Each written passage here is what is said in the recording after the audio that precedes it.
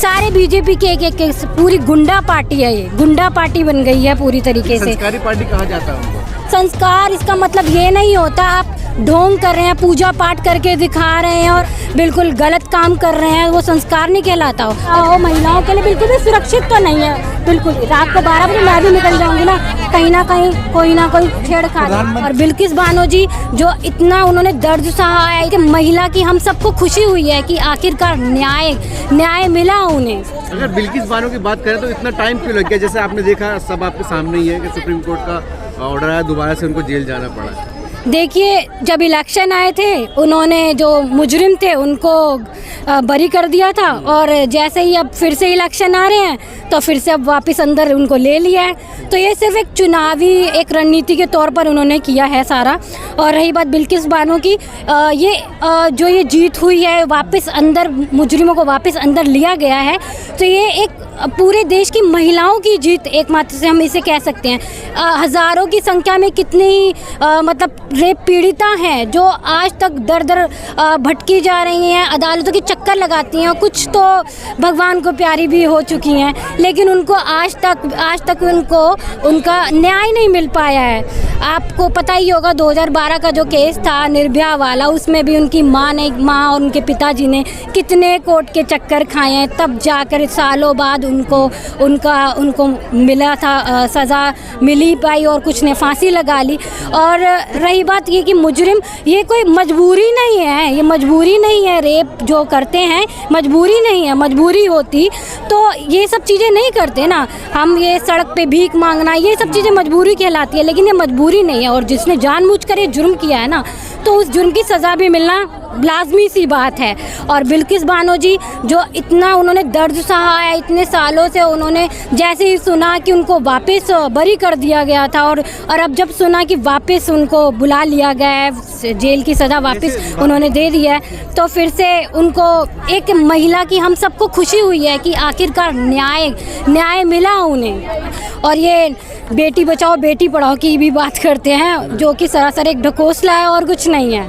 काशी विश्वविद्यालय में जो हुआ आपने देखा, उसमें ज़्यादातर जो रेपिस्ट थे वो भाजपा के ही जुड़े लोग थे। आप देख ही रहे हैं कितना कुछ दिख रहा है कि सारे भाजपाई जितने भी हो, चाहे वो उन्नाव का रहा हो केस, या अभी बृजभूषण जी वाला केस रहा हो, स्पोर्ट्स पर्सन जिनके उनके साथ पीड़िताएं जितने भी हैं, उन सबके सारे बीजेपी के एक पूरी गुंडा पार्टी है, ये गुंडा पार्टी बन गई है पूरी तरीके से। संस्कारी पार्टी कहा जाता है उनको।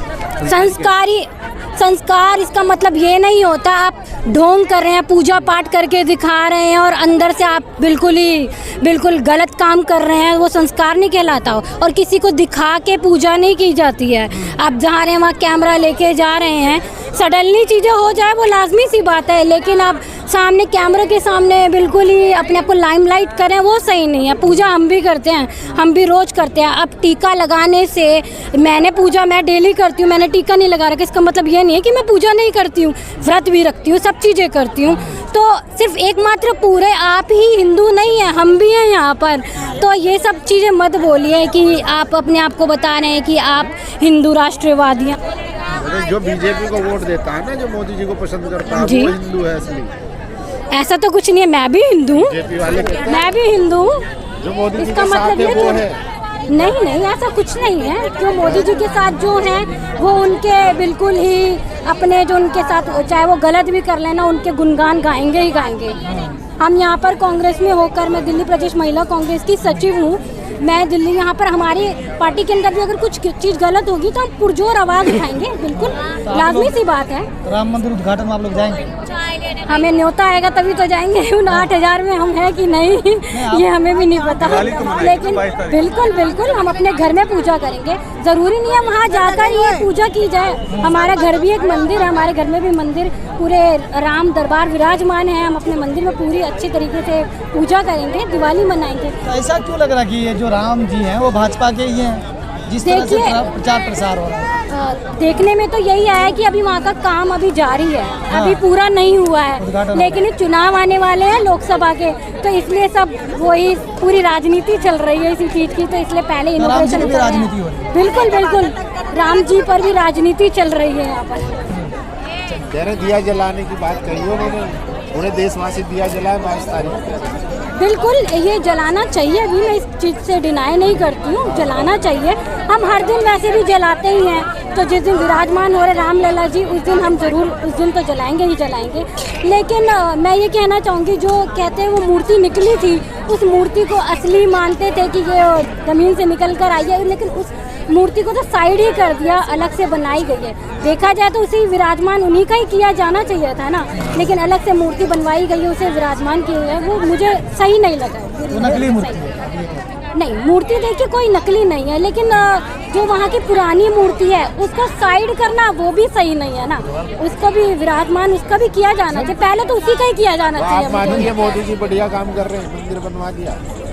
उन्होंने कहाँ बनवाया है, ये तो प्रशासन शुरू से ही, सारे कांग्रेस पार्टी थी तब वहाँ का ताला तोड़ा, जो भी है सारी चीज़ राजीव गांधी जी के टाइम से ही चला आ रहा है। अब टाइम लगा है इस चीज़ में, लेकिन वो क्रेडिट वो लेके जा रहे हैं, वो गलत है। इस चीज़ में मंदिर उन्हीं का, एकमात्र उन्हीं का मंदिर नहीं है। कांग्रेस देखिए क्रेडिट नहीं, लेकिन कांग्रेस का ये है कि मंदिर हम सभी का है, एकमात्र किसी पार्टी का नहीं है। सभी हम सारे भक्त जितने भी हैं, देश प्रेमी जितने भी हैं हमारे भारत के, सभी राम भक्त जितने भी हैं, वो सभी का मंदिर है। तो क्रेडिट तो मुझे लगता है इस चीज़ में धर्म के नाम पर क्रेडिट ना लेना वो सही नहीं है, बिल्कुल भी सही। बीजेपी कह रही है कि जो राम को लाया हम उनको लाएंगे, जो राम को देखिए ऐसा कुछ नहीं है, धर्म के नाम पर राजनीति कर रहे हैं। धर्म केवल उन्हीं के लिए है, हिंदूवादी वो ही नहीं है, हम भी हैं, हमारे कांग्रेस के अंदर भी सभी हैं, और देश के अंदर जितने भी लोग हैं जो गैर राजनीतिक हैं वो भी तो कर ही रहे हैं ना पूजा, वो भी तो मानते हैं ना। राजनीति थोड़े कर रहे हैं, मोदी जी को तो भगवान बता रहे हैं लोग।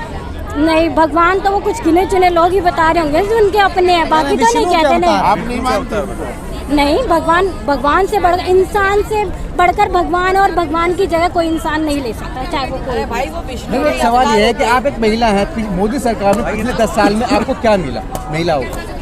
मेरी नज़र में तो कुछ नहीं मिला। मैं लेके चलती हूँ, करोल बाग के कुछ इलाके हैं, वहाँ दिखाऊंगी आपको, ये आइए कभी मौका मिले तो। इतनी बुरी हालत है, बेचारे सड़क पे कोई मारा फिर रहा है, झुग्गियों में कैसे रहन सहन है, बहुत बुरी हालत है।